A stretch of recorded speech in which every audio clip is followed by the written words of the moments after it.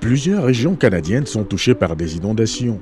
À certains endroits, elles font partie des plus sévères auxquelles la communauté fait face.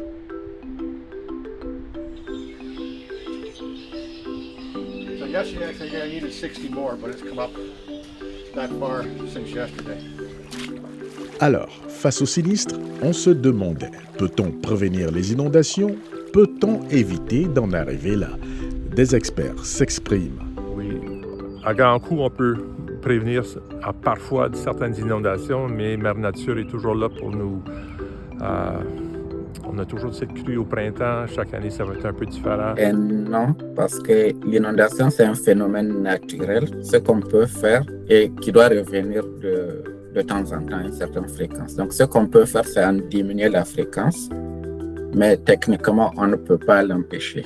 Bon, d'accord. Si les inondations sont là pour rester, peut-on au moins réduire leur impact sur nos vies?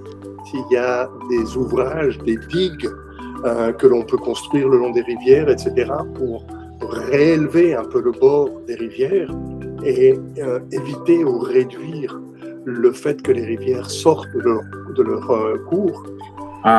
Vous pouvez aussi construire des maisons qui sont plus résilientes aux inondations. Donc, votre maison pourrait être surélevée de quelques centimètres en fonction du niveau d'inondation. Et maintenant, si rien de tout ça ne fonctionne, qu'est-ce qu'on fait?